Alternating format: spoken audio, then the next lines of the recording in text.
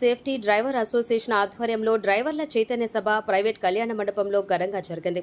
డ్రైవర్లు ఈ భూమి మీద ఎన్నో రూపాలలో ప్రజలకు, అధికారులకు, రాజకీయ నాయకులకు ప్రతి ఒక్కరికి డ్రైవింగ్ రంగం ద్వారా ఎన్నో గొప్ప సేవలు అందిస్తున్నారు.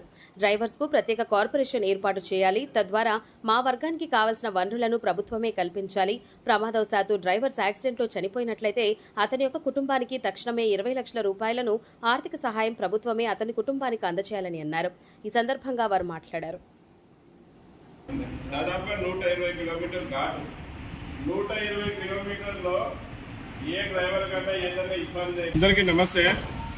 ఈరోజు తిరుపతి జిల్లా తిరుపతి టౌన్లో డ్రైవర్ల చైతన్య సభ, అలాగే నూతనంగా ఇక్కడ తిరుపతి జిల్లా సేఫ్టీ డ్రైవర్ అసోసియేషన్ కమిటీ ఏర్పాటు చేసేకి ఇక్కడ ఒక మీటింగ్ పెట్టుకోవడం జరిగింది. మీటింగ్ ముఖ్య ఉద్దేశం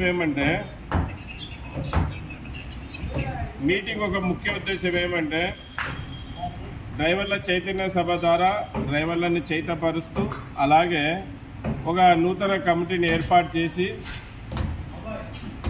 ఇకపై కమిటీ తరపున ఏ డ్రైవర్కి ఎటువంటి ఇబ్బంది వచ్చినా, ఏ డ్రైవర్ని ఎవరైనా ఇబ్బంది పెట్టినా ఈ రాష్ట్ర ప్రభుత్వం కావచ్చు, కేంద్ర ప్రభుత్వం కావచ్చు, డ్రైవర్ల హక్కుల విషయంలో నిర్లక్ష్యంగా ఉన్న డ్రైవర్ల వైపు నిలబడి సేఫ్టీ డ్రైవర్ అసోసియేషన్ సంస్థ పోరాడుతుందని ఈ వీడియో ముఖాంతరం తెలియజేసుకుంటున్నాను. అలాగే మీడియా మిత్రులకు కోరుకునేది ఏమంటే, మీకు తెలిసిందే, అన్ని విషయాలు తెలిసిందే. ఈరోజు ఈ భూమి పైన ప్రజలకు, అధికారులకు, రాజకీయ నాయకులకు, ప్రతి ఒక్కరికి నిత్యమైన వస్తువులు కానీ, అత్తమైన వస్తువులు కానీ, అలాగే ప్రజలకి కాశ్మీర్ నుంచి కన్యాకుమారి వరకు వాళ్ళని భద్రంగా చేర్చవేసేది, ఆ వస్తువులు చేర్చేది డ్రైవరే. అటువంటి డ్రైవర్కి సమాజంలో ఎటువంటి గుర్తింపు లేదు. గుర్తింపు తీసుకురావాలనే ఈ సేఫ్టీ డ్రైవర్ అసోసియేషన్ సంస్థ పోరాడుతుంది. అలాగే మేము గవర్నమెంట్కి చెప్పేది ఏమంటే, ఇప్పుడున్న ప్రభుత్వానికి చెప్పేది ఏమంటే, ఎలక్షన్ల ముందు అనేక పార్టీ వాళ్ళకి డ్రైవర్ల ఒక సమస్యలు, అలాగే డ్రైవర్ల ఒక ఇబ్బందులు, డ్రైవర్కి ఏం కావాలనేది వాళ్ళకి వివరించి చెప్పాము. అలాగే డిమాండ్ కూడా చేశాము. ఇప్పటికీ దాదాపుగా టీడీపీ ప్రభుత్వం వచ్చి సంవత్సరం అవుతా ఉంది.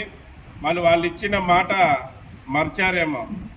కొద్దిగా టీడీపీ ప్రభుత్వంకి చిత్తశుద్ధి ఉంటే డ్రైవర్ల మీద, మళ్ళీ వాళ్ళు ఇచ్చిన మాటని ఒప్పుకొని మా అందరికీ, అతని ఆల్ డ్రైవర్స్కి బ్యాడ్జ్ కలిగిన ప్రతి డ్రైవర్కి 15,000 ఇస్తామన్నారు.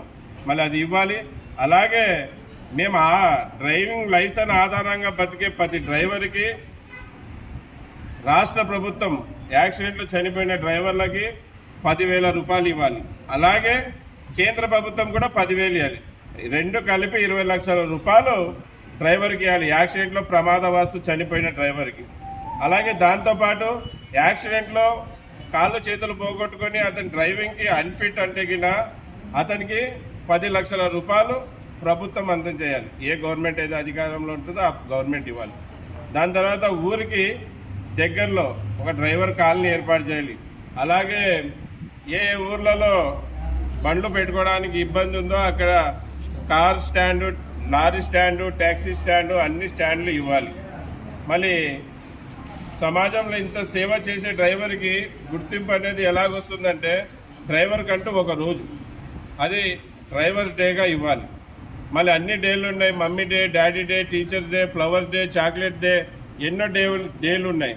డ్రైవర్ కంటూ డ్రైవర్స్ డే లేదు. డ్రైవర్ కూడా డ్రైవర్ డే అధికారికంగా క్యాలెండర్ రూపంలో వచ్చే విధంగా ఇవ్వాలి.